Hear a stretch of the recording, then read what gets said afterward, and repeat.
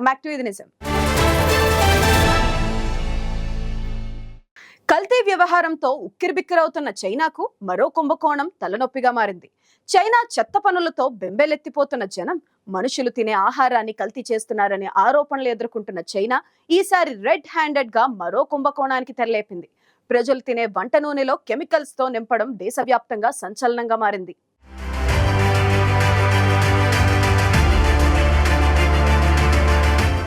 దేన్నైనా కాపీ చేసే దేశం చైనా అని అందరికీ తెలుసు. అలాగే కల్తీ కూడా చేయగలదు. తాజాగా ఈ దేశంలో కల్తీ నూనెలకు సంబంధించి భారీ కుంభకోణం బయటపడింది. వంటకు వాడే నూనెలను తరలించే విధానం అక్కడి ప్రజలను గగుర్పాటుకు గురి చేస్తోంది. దీంతో ఈ విషయం చైనా దేశంలోనే కాదు, యావత్ ప్రపంచంలో హాట్ టాపిక్ గా మారింది.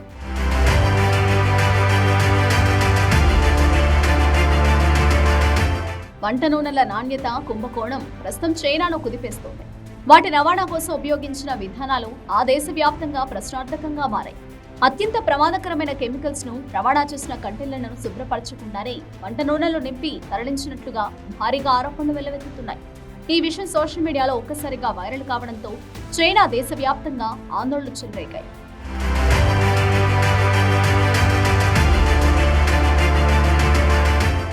అత్యంత ప్రమాదకరమైన కెమికల్స్ తరలించే కంటైనర్లను శుభ్రపరచకుండానే వాటిలో వంట నూనెలను తరలించడం అందరినీ దిగ్భ్రాంతికి గురి చేస్తోంది.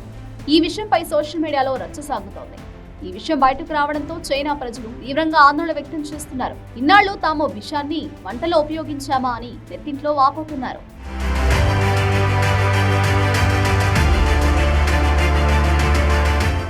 వంట నూనెలను తరలించే ట్యాంకులనే ఇంధన రవాణాకు, సిరప్లకు తరలించేందుకు వాడినట్లు గుర్తించారు.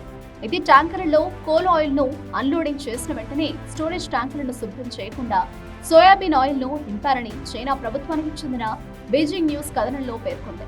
చైనాలో ఇలాంటి వంట నూనెలు తరలించడం అనేది బహిరంగ రహస్యమని ఆ పత్రిక వెల్లడించింది. దీంతో ప్రభుత్వం ఏం చేస్తుంది, ఆహార భద్రతకు సంబంధించిన అధికారులు ఏం చేస్తున్నారని చైనా సోషల్ మీడియాలో ప్రశ్నల వర్షం కురుస్తుంది.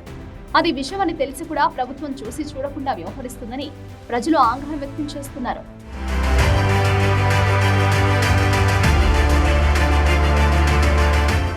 ఈ కుంభకోణంలో చైనా ప్రభుత్వ రంగ కంపెనీలు సినోగ్రెయిన్, హోప్ఫుల్ గ్రెయిన్ అండ్ ఆయిల్ గ్రూప్ల పేర్లు కూడా ఉన్నాయి. ఈ వ్యవహారంపై సినోగ్రామ్ కంపెనీ దర్యాప్తు చేస్తున్నట్లు పేర్కొంది.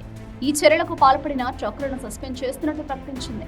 మరో ప్రభుత్వ రంగ కంపెనీ హోప్ఫుల్ గ్రెయిన్ కూడా దర్యాప్తు చేపట్టినట్లు ఆ దేశ జాతీయ మీడియాకు వెల్లడించింది. మరోవైపు సదరు కంపెనీలు తయారు చేసిన వంట నూనెల అమ్మకాలను ఆన్లైన్ స్టోర్లు నిలిపివేస్తున్నాయి.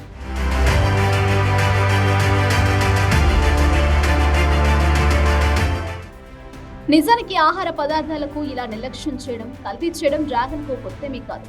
2008లో కూడా ఆహారం కల్తీ కుంభకోణం ఆ దేశాన్ని కుదిపేసింది. సన్లు మిల్క్ కుంభకోణంగా దాన్ని వ్యవహరించారు. మెలామైన్ అనే కెమికల్ ను పాల పౌడర్లో వాడడంతో దాదాపు 3 లక్షల మంది చిన్నారులు ఆరోగ్యం దెబ్బతిందని, అందులో 6 ప్రాణాలు కోల్పోయారని వార్తలు వచ్చాయి.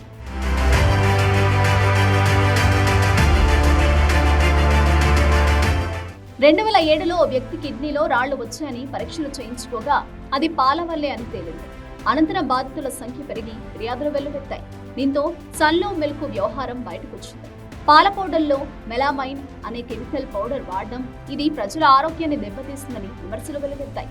దీంతో నాడు సన్లో మిల్క్ లో వాటాలుగా ఉన్న న్యూజిలాండ్ కంపెనీ సైతం ఈ ఆరోపణలు ఎదుర్కోక తప్పలేదు. దీంతో అప్రమత్తమైన అధికారులు ఆయా ప్రొడక్ట్స్ తనిఖీ చేయగా అర్లా ఫుడ్స్, మెగ్నియా, గిలీ మరియు యాషునికి చెందిన వాటితో సహా 21 ఇతర కంపెనీల ఉత్పత్తులు కూడా కలుషితమయ్యాయని తేలింది. దీంతో నాడు చైనా ఆహారం కల్తీ ప్రపంచవ్యాప్తంగా తీవ్ర దుమారాన్ని రేపింది.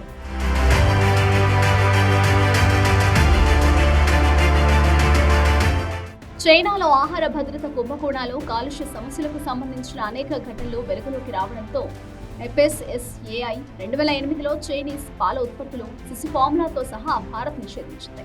ప్రోటీన్ స్థాయిలు పెంచేలా మెలామైన్, విషపూరిత రసాయనం వంటి కలుషితాలను గుర్తించడంతోనే నిపుణులు చైనీస్ పాల ఉత్పత్తుల అమ్మకాలు నిషేధించారు. ఇవి ప్రజల ఆరోగ్యాన్ని తీవ్ర ప్రమాదంలోకి నెట్టేస్తాయని పరిశోధనలో తేలింది కూడా.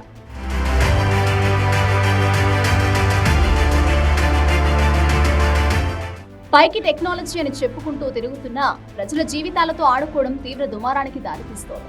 కెమికల్ ట్యాంక్ లో ఆయిల్ తరలిస్తున్న సదరు కంపెనీ చైనా ఖర్చులు తగ్గించుకోవడానికి డ్రైవర్లు ఇలా చేస్తున్నారన్న వాదనలు వినిపిస్తున్నాయి.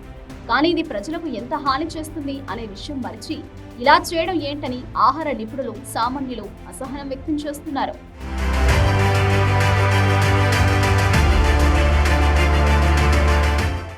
ఇది నిజంలో మన షార్ట్ బ్రేక్.